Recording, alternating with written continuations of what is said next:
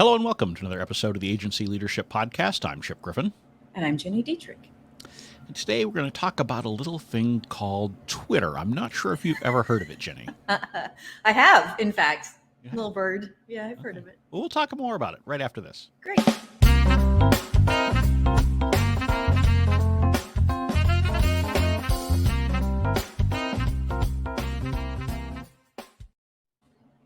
So I take no pleasure in our topic today, none whatsoever. I would really prefer not to hear about Twitter and Elon Musk really ever again. Well, I'm sorry. It's not going to happen. Yeah, I think unfortunately for those of us who are in communications and agency land, that's not likely to happen anytime soon. Yeah. And I don't know about you, but I'm getting asked by a lot of people, what should we be doing about Twitter? How should we be advising our clients? Yep. So, we're going to bite the bullet and we're going to jump in here. Of course, we're recording a few days before we release this, so who knows what will have happened between the time that we record this. So to be clear, we are recording this around noon Eastern time on Monday, November 7th.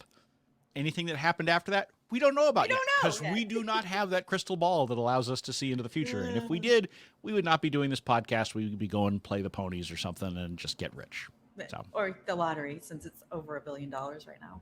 Well, there's that too, yeah. Yeah, I've never bought a lottery ticket, but geez, nor have I. But yeah, it's kind of tempting. Want to think about it, yeah. Anyway, well, assuming we haven't won the lottery by Thursday, which if we don't buy a ticket, it's going to be very difficult. Yeah, if you actually have to play to win. It turns out, generally speaking, that's the best way to win the lottery is to actually play. Yeah. So Twitter, and I think we can. To make this a little bit more palatable, we can broaden this to how do we handle situations where there are things going on out there that we don't like, and we have to advise our clients about how to handle that. Because we've got a couple of different things with Twitter. There's some value judgment that's going into the advice that we may give and our clients may perceive, and then there's also the practical of, does it still make sense even to be on this platform given the changes that are taking place. So let's take a look at it from all of those different perspectives. And where would you like to start? Well, I think the idea that there are lots of things that we have to advise our clients on that could be a value judgment for us. We try, at least most of us, especially as agency owners, we try to work with the clients and the companies that we believe in, right? But oftentimes there are decisions we have to make that happen out there in the world, like with Twitter, that violate our values, but also might be okay enough for the client. So I think that's a good place to start, and then start to expand, when there are other instances like this, like, we were talking before this, you brought up motion moms. So there are other instances, where we have to make some pretty sophisticated and smart decisions or recommendations for clients that may not align with our values. Yeah, and I think you made a good point there that most of us try to, at least as owners, work with clients where we share values and we generally agree with what they're doing. But we also know that even clients that we tend to agree with will sometimes do things or make decisions that we don't agree with. Yeah, this happened. And so at some point we have to, in all of those cases, make the determination, is this so far across the line that we simply can no longer work for them? Or do we have to suck it up and remember that we are there to represent, we are an agent of the client. Right. And so therefore, we may not love every statement we put out or everything that we have to tell a member of the media or every strategy that we put together, but we're doing what's best for the client based on their perspective, not our own. Yeah, and I think that's a really, really important point, is we have to, certainly, there are situations where you should stand up for what you believe in and why you believe that they shouldn't be doing something. You should do that. But you're right that at the end of the day, it's their decision to make. So you can provide them all of the context, all of the facts, all of the figures, but they still make the decision. And that's left out of your hands. So, from a Twitter perspective, there are lots of people leaving. There are lots of people leaving personally. And there are lots of, there was a whole Twitter thread Friday evening by Kara Swisher, who talked about all the advertisers that are leaving, and they're big brands. So you're watching this and you're trying to understand, should we recommend our clients leave Twitter, or is their audience still engaged and their budget's still working and they should stay? So you have to kind of weigh the pros and cons for that specific client, not just based on how you feel personally. I think it's also important for people to put things into perspective and look at all of the information. So even with what Kara Swisher reported, for example, she didn't report that people were leaving permanently. She reported that the advertisers were hitting the pause button for an indefinite period of time. That indefinite period of time could be 24 hours for all we know if circumstances change. Right. And so I think we all, as communicators and as agency folks, need to be careful about making declarative judgments about this is a permanent thing. And I get that there are a lot of people who are very frustrated and have deleted their Twitter accounts. I frankly think that's silly. I think as a communicator, you probably ought to stay on the platform for now. We've got 1 week of data. Mm-hmm. Obviously, it's not particularly encouraging data, either from the behavior of the new owner or what seems to be happening to the platform itself. But it's 1 week of data. And if we know nothing else about Elon Musk, he's kind of fickle. And he might get bored with this in a week's time and go off and do something else. And maybe someone else starts running the day-to-day of Twitter and it becomes a more rational organization than it appears to be, at least from the outside today. Now, at the same time, I mean, one of the things that he is getting grilled for is the layoffs. And now, the way he did the layoffs. And the way he, awful. Yeah. At the same time, we have news out that Facebook is going to have massive layoffs. Now, presumably, they will not just lock everybody out and send you an email if you can get back in. To your personal email. That's where they sent it. Personal email.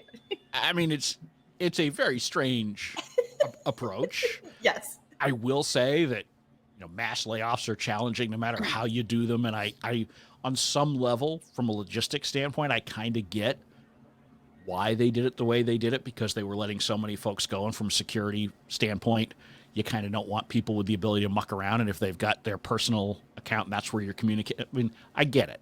Right. Still bad optics. Right. But at the same time, a lot of tech folks are laying off a lot of people. So the mere fact that they're doing a lot of layoffs can't be your issue, in my mind. Right. It can be how they did it, but still, is that really, if the Washington Post were to lay people off by email, would you say, I'm no longer going to talk to a Washington Post reporter? Right. Of course you're not. Right. I mean, and so I think that we need to be really careful as communicators that we're not substituting our own value judgments for the advice that we're giving to our clients. And for me, if I've got a client and their audience has remained on Twitter, or at least a substantial portion are still there on Twitter, I would be hard-pressed to tell my client, you should walk away, because it's not for most clients to be the tip of the spear from a values perspective. And for the most part, what we've seen out of Elon Musk has been bad behavior, but not on the level of this is, radioactive, right? Completely can't touch, can't even be around, right? It's crazy. It's just, it's irrational behavior. And I think you just need to be careful about substituting your own judgment there for what's right for your client. Yeah, I think you make a really good point about if the audience is there, that's what you should continue to do. We have a client who wanted to start testing Twitter Spaces with a podcast, with an audio podcast, and then record it and release it publicly after that. And this was all happening. We were going to launch it at the same time as this. I mean, we were going to launch it last week. So it's at the same time that all this is happening. And I finally said, okay, hang on. Our audience is on LinkedIn. I know we want to test this, but there's too much turmoil right now. So let's focus on LinkedIn and we can come back to this later. So, and everybody was fine with that because we hadn't already built something there. Their audience isn't already there. So I felt comfortable in making that recommendation. But the same client also said to me, he's like, and I find this really interesting. He said, Elon Musk wants to become the world's first trillionaire. So he's not going to screw this up. So he may be crazy and doing some irrational things right now, but he's going to settle down and figure out, if advertisers are leaving and revenue is dropping, he's going to sort of balance things out so that he can continue to make money from it, because that's his personal goal. So he's not going to do anything to screw that up. So I think you're right that we have a week's worth of data. There isn't enough yet. I certainly am not, from a personal perspective, spending a lot of time on Twitter, just because I think it's nuts personally. But you're absolutely right that you have to look at it from a client perspective and say, where is the audience, what's working, what's not working, and then make a recommendation. Yeah, and look, I mean, I didn't spend a ton of time on Twitter before Elon Musk took over. I've always sort of viewed Twitter for me as more of a maintenance platform, as a place I want to have a presence because maybe it'll be useful to me sometime in the future, and it's important for me to know what's going on there. And so, I consider myself a dabbler in Twitter, but I don't. It has not been, and I haven't really changed my behavior substantially in the last week because there was no need to. Right. I agree with you. Now is not the time to start a new Twitter initiative. It makes sense to sit back and sort of say, okay, I'm not going to invest fresh in Twitter.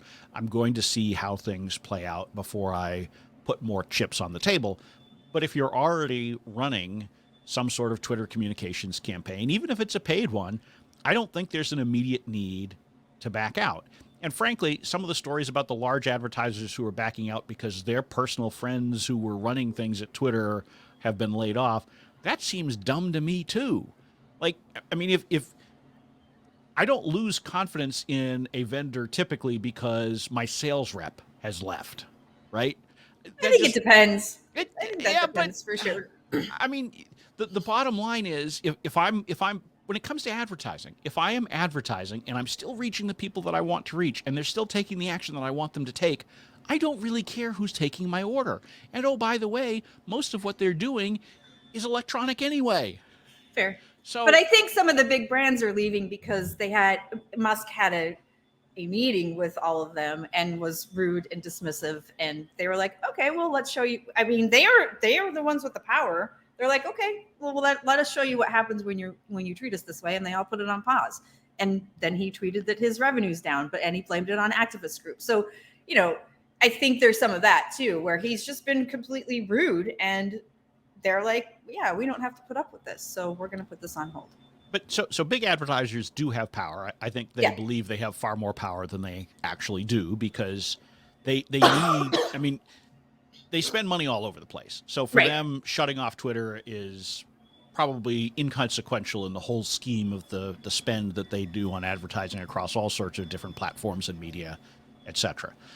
Most of the folks that everyone listening to this show, most of the clients just don't have that kind of spend. They are focused in much more narrow areas. And if Twitter is one of those areas, giving it up is a much bigger deal than, say, for a Procter & Gamble to say, yeah, we're not going to play on Twitter anymore. Sure, of course. Right. I mean, who cares?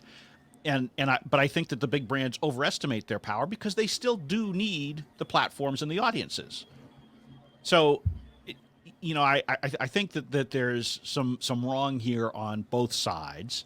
I think that if I'm trying to, how many times in the course of your career have you had to deal with a reporter or editor who's arrogant and intolerable and all that? Sure. You do because you have to. Right. Right. Right. And to some extent, I think that we as communicators need to learn to not worry so much about that and just say, okay, how do we move ahead here? Whether it's a platform that we don't love or something like that. Now, I think we also need to be watching what goes on here and figuring out what that audience is doing, because I referenced that earlier. And so if the audience leaves, then we should be advising our clients to follow that audience. Correct. And there's been some discussion of this in the SpinSucks community as well. Where is the audience headed next? Except it's really not, the question really wasn't where is the audience headed next. It's where should we go next? Where should we go next? Right. Which is cart before the horse. You need to follow the audience. And so you need to ask, where is the audience going? And I don't care what some, hot new platform is and all that. I mean, we've seen how all that worked out for folks who pursued Clubhouse a year and a half ago. I hope they're enjoying talking to themselves in the ether, because that's what it turned out to be, basically. Yeah, it was, Follow the audience. That did not work. If the audience moves, and the problem is that as much as there are these other social platforms, none of them are quite like Twitter. Right. In terms of the critical mass, in terms of the style of communications. Right. And so where are those people going to go? I don't think there's anybody listening to this who knows for sure where the audience would head if they do give up on Twitter. And we also have to keep in mind, frankly, we all spend way more time worrying about what Elon Musk says or does than most of the Twitter users out there. I will say, though, that my sister, who is not in this world at all, asked me about it on Friday. My mom, who's not in this world at all, was like, what is happening with this thing with Twitter and Elon Musk? And, so it is hitting, but you're right. No, nobody worries about it like we do. Are those relatives regular Twitter users today? Yeah. Okay. But they're not in our sphere, right? They're not in marketing. They're not in communications. Right. Yeah. So they're not paying attention like we do. Right. And so I think we need to be careful about assuming that people are going to run away because of this, that, or the other thing. I mean, there are people who 2 years ago were like, everybody's going to leave Facebook. Everyone's going to leave Facebook. I'm done with Facebook. How's that working out for you? Right. Yeah. I mean, I don't love Facebook either, but I don't have a better place to stay in touch with family and friends that conveniently. So until and unless that happens, I'll still be there. Yeah. And so will most people. Right. And so, I mean, I think that as communicators, we owe our clients the service of thinking more objectively to the extent that that's possible. Right. And that doesn't mean that there aren't red lines that shouldn't be crossed by us, shouldn't be crossed by our clients. But we have to understand what's a red line versus what's just really annoying and painful. Yeah. They're not the same thing. Right. If it's, you're right. You have to look at it objectively, and you have to say, okay, I'm going to set my values aside on this and say, okay, what is the best thing for this client, for their organization? And if it's to stay on Twitter, to your point earlier, we only have a week's worth of data. Let's kind of write it out and see what happens. Right. And perhaps I have the advantage or disadvantage that I came from the world of public affairs. And so oftentimes you're working with clients who you don't agree with them on everything. Right. I mean, and some of them become issues that they are those bright line issues that you're just like, I'm not going to work on that. I'd rather resign the account. But most of them are more like, no, intellectually, that's not how I would vote on that particular issue if I was in Congress. Right.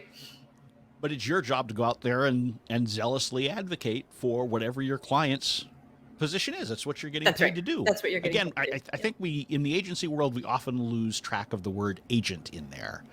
And I think that as much as we may not love that, and we may want to think of ourselves as consultants or experts or those kinds of things, we're agents. Yeah. That's what we're getting paid to do. And so we need to be thinking what's in the best interest of the client and not what makes us squeamish or what makes us unhappy. That's right. And you're right. There are red lines for sure. Absolutely. If there's something unethical. And for all I know, between now and when this episode airs, Elon Musk will cross one of those red lines. That very well could happen. It certainly would not surprise me. It would not surprise me either. Not at all. Yeah. Not even a little bit. And then you could just ignore this whole thing and blow up Twitter. Exactly. Feel free. And for some of you, maybe that red line has already been crossed.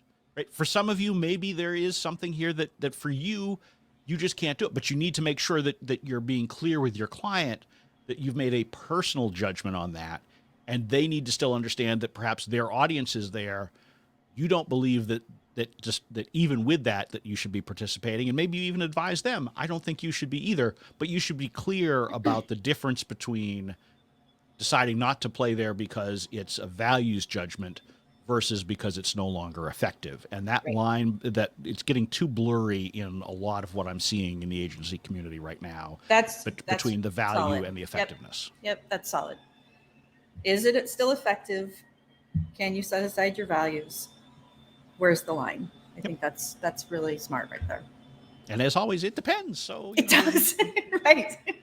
We can't give you all the answers, but hopefully this will at least cause you to think a little more critically whether it's Twitter or some other issue that comes on down the line, because these things seem to pop up on a fairly regular basis and, frankly, an increasing regular basis these days. But with that, we will draw this episode to a close. We're going to draw the red line and say this is the end of this episode of the Agency Leadership Podcast. That was nice. That was a good segue. Thank you. I'm Chip Griffin. I'm Gini Dietrich. And it depends.